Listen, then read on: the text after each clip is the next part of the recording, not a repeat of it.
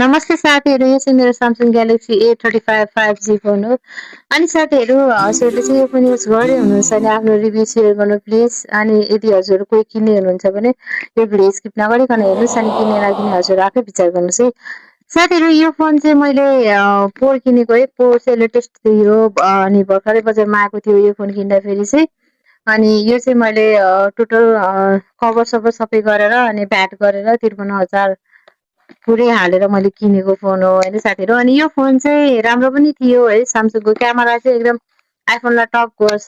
तपाईँ iPhone किन्नुभन्दा iPhone 11 13 किन्ने plan थियो मेरो। त्यो किन्नुभन्दा चाहिँ यो किन्नु भनेर मेरो एउटा इन्जिनियर भाइले किन्ने भन्नुभएको होइन। इन्जिनियर पढ्दै गर्नु भएको भाइले।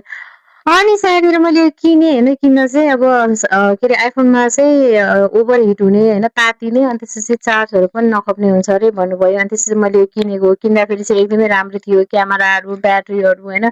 यसको फिचर्सहरू त भन्नै नपर्ने क्या। अब केही कुराहरू क्यामेराबाट स्क्यानरहरू स्क्यान गऱ्यो भने त्यसको बारेमा डिटेल्स भनिदिने होइन। अब क्यामेराबाट क्या। अनि त्यसपछि त्यो कुनै पनि कुराहरूलाई चाहिँ हामीले कपी गर्नु छ भने होइन, पेस्ट गर्नु छ भने त्यो कुराहरू चाहिँ हामीले चाहिँ अब फोटो खिचेर गर्छौँ र तर यो फोटो नखिचिकनै डाइरेक्टली कपी गरेर पेस्ट गर्न मिल्ने यस्तो कुराहरू थियो क्या। धेरैवटा फिचर्सहरू चाहिँ एकदम गुड छ होइन। अब कतिवटा थाहा नपाएको पनि होला मलाई। तर साथीहरू, मैले चाहिँ 6 महिना मात्रै यो फोनको इन्जोय गर्न पाएँ क्या। यो फोनसँग चाहिँ एकदम होइन एट्याचमेन्ट भयो भनौँ न।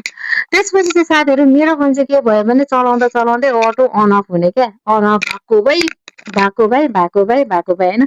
अनि मलाई चाहिँ के भयो भने होइन, जब सुरुमा यस्तो भयो मलाई त टेन्सन भयो क्या साथीहरू होइन।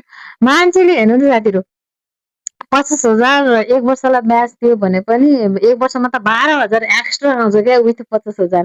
तर मेरो के भयो, 53,000 त्यसै लस्ट भयो क्या साथीहरू। अब त्यो वेस्ट भयो क्या। अब त्यो हुन्छ नि साथीहरू, अटो अन अफ हुने अनि त्यसपछि ओभर हिट हुने। अब त्यो मलाई चाहिँ के डर भयो भने पकेटमा लिएर हिँड्न पनि डर भयो क्या। फोन त फोन अहिले चाहिँ मसँग यो दुईटा अनि फेरि यो जुन स्यामसङ फोन छ त्यो गरेर 3टा छ।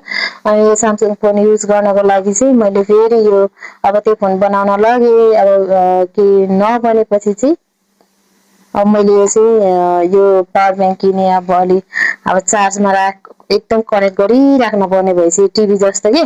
टिभीहरू चाहिँ बत्ती आएको बेला मात्रै युज गर्न मिल्छ नि त, त्यस्तै वायरलेस नभएपछि होइन अब जोडिराख्नु पर्ने भएपछि चाहिँ मैले अप्सनमा यो लिएँ, राम्रो फोटो भिडियो क्लिक गर्नको लागि चाहिँ। अब यत्रो पैसा हालेको भनेर माया लाएर यो फोन किन युजलेस राख्ने भनेर चाहिँ यो किनेको। तर मेरो चाहिँ फोन बनाउँदाखेरि के साथीहरू, त्यो ब्याकको क्यामेरा चाहिँ ठिकै छ, आफ्नै जस्तो छ। अब कति कुराहरू भन्छ नि